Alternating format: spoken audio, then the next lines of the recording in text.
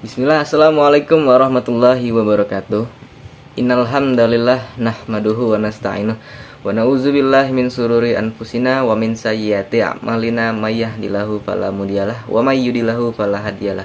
Asyhadu an la ilaha illallah wa asyhadu anna Muhammadan abduhu wa rasuluhu la nabiyya ba'dah. Perkenalkan, nama saya Muhammad Fadil Arkani Syakiro Herton. Di sini saya akan menjelaskan apa itu sistem hukum civil law dan apa itu sistem hukum common law. Yang pertama, sistem hukum civil law. Nah, jadi sistem hukum civil law atau biasa disebut Eropa kontinental itu adalah sistem hukum yang berkembang di daratan Eropa dan di beberapa bekas negara jajahannya.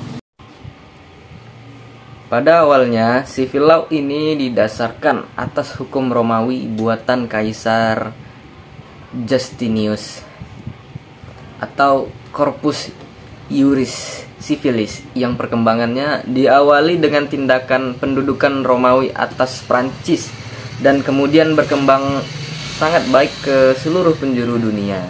Nah, mungkin itu cerita singkat yang awal mula terbentuknya sistem hukum civil law ini. Civil law atau Eropa kontinental itu sebenarnya adalah sebuah sistem hukum dengan ciri adanya berbagai ketentuan hukum yang dikodifikasikan secara sistematis dan ditafsirkan lebih lanjut oleh hakim dalam penerapannya. Jadi civil law ini fokus daripada utamanya adalah penggunaan aturan hukum yang mana sifatnya itu tertulis dan istilahnya nggak ada juri pas waktu proses peradilan. Dan contoh negara-negara yang menganut sistem hukum civil law ini kayak Belanda, Belgia, Indonesia, dan Jepang.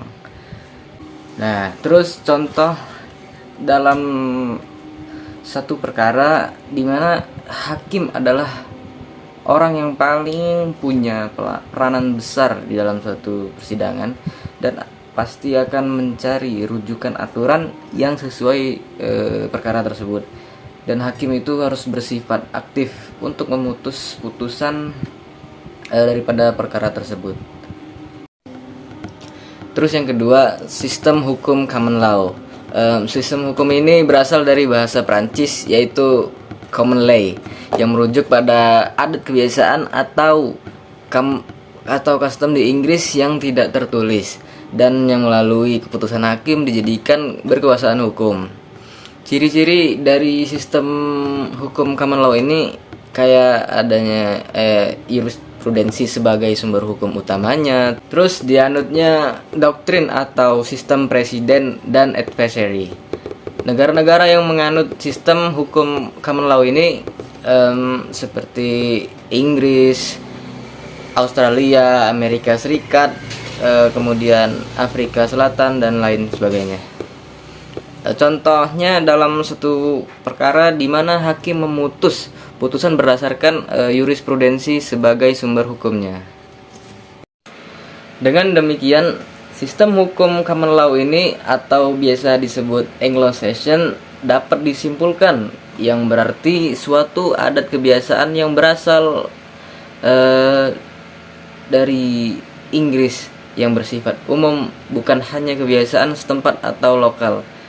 Sistem hukum common law ini sudah berkembang sejak abad ke-16 di Inggris. Dalam sistem common law ini juga tidak dikenal sumber hukum baku dan tertulis sebagaimana dikenal dalam sistem hukum civil law tadi. Menurut sistem common law, sumber hukum tertinggi merupakan kebiasaan masyarakat yang dikembangkan di pengadilan atau sekarang telah menjadi keputusan pengadilan.